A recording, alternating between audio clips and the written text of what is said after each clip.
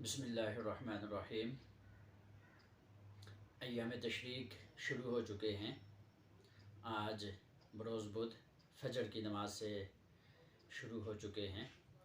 مرد حضرات بلند آواز سے ہر نماز کے بعد ایک مرتبہ تکبیر تشریق کہیں گے، اور مستورات جو ہیں تو یہ آہستہ آواز میں گھر کے اندر اس کا اہتمام کریں۔ اور دوسری بات، کل قربانی ہے، عید الاضحیٰ ہے۔ سب سے پہلے میں اپنے تمام سامعین کو عید کی مبارکباد پیش کرتا ہوں۔ جو احباب قربانی کر رہے ہیں ان کے لیے چند گزارشات عرض کروں گا کہ اپنے جانور کو گھسیٹ کر ذبح خانے کی طرف نہ لے کر جائیں، اس لیے کہ حضرت عمر رضی اللہ تعالیٰ عنہ کی روایت ہے، انہوں نے ایک آدمی کو دیکھا کہ وہ اپنے جانور کو گھسیٹ کر لا رہا تھا، تو انہوں نے اس کو اس طرح کرنے سے منع فرمایا۔ اور دوسری بات یہ ہے کہ ایک جانور کے سامنے دوسرے جانور کو ذبح بھی نہ کیا جائے، اس کا اہتمام کیا جائے۔ اور تیسری بات یہ ہے کہ جانور کو لیٹا کر اس کے بعد چھری کو تیز نہ کیا جائے، چھری کو پہلے سے تیز کریں تاکہ جانور کو تکلیف نہ ہو، اور چھری بھی اس قدر تیز ہو کہ بالکل بعض لوگ کند چھری کے ساتھ جانور کو ذبح کرتے ہیں اور وہ چلاتے رہتے ہیں اور کافی جانور کو تکلیف ہوتی ہے۔ تو چھری کو پہلے سے تیز کر لیا جائے، اس کے بعد جانور کو لٹایا جائے۔ اسی طرح اگر ایک آدمی قربانی کے جانور کو ذبح کر رہا ہو اور وہ چھری چلاتے ہوئے تھک گیا یا کسی اور مسئلے سے اس نے چھوڑ دیا اور دوسرا آدمی آ کر اس کی جگہ چھری چلانی اس نے شروع کر دی، تو اس کے لیے بھی ضروری ہے کہ وہ بھی تکبیر کہہ دے۔ اللہ تعالی ہم سب کو عمل کی توفیق عطا فرمائے، اور ہم سب کو ملک پاکستان کے ہر باسی کو اللہ تعالی عید کی خوشیاں نصیب کرے، اور اللہ تعالی ہم سب کی حفاظت فرمائے۔ بسم اللہ الرحمن الرحیم۔ ایام تشریق شروع ہو چکے ہیں۔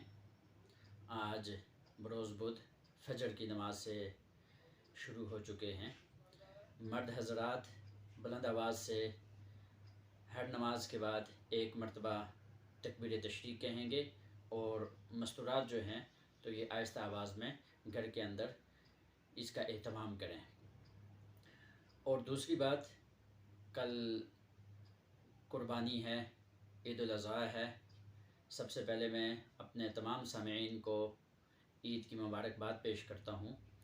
جو احباب قربانی کر رہے ہیں ان کے لیے چند گزارشات عرض کروں گا کہ اپنے جانور کو گھسیٹ کر ذبح خانے کی طرف نہ لے کر جائیں، اس لیے کہ حضرت عمر رضی اللہ تعالیٰ عنہ کی روایت ہے، انہوں نے ایک آدمی کو دیکھا کہ وہ اپنے جانور کو گھسیٹ کر لا رہا تھا، تو انہوں نے اس کو اس طرح کرنے سے منع فرمایا۔ اور دوسری بات یہ ہے کہ ایک جانور کے سامنے دوسرے جانور کو ذبح بھی نہ کیا جائے، اس کا اہتمام کیا جائے۔ اور تیسری بات یہ ہے کہ جانور کو لیٹا کر اس کے بعد چھری کو تیز نہ کیا جائے، چھری کو پہلے سے تیز کریں تاکہ جانور کو تکلیف نہ ہو، اور چھری بھی اس قدر تیز ہو کہ بالکل بعض لوگ کند چھری کے ساتھ جانور کو ذبح کرتے ہیں اور وہ چلاتے رہتے ہیں اور کافی جانور کو تکلیف ہوتی ہے۔ تو چھری کو پہلے سے تیز کر لیا جائے، اس کے بعد جانور کو لٹایا جائے۔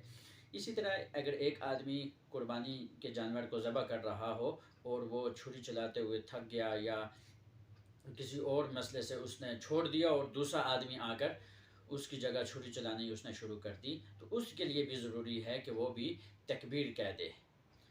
اللہ تعالی ہم سب کو عمل کی توفیق عطا فرمائے، اور ہم سب کو ملک پاکستان کے ہر باسی کو اللہ تعالی عید کی خوشیاں نصیب کرے، اور اللہ تعالی ہم سب کی حفاظت فرمائے۔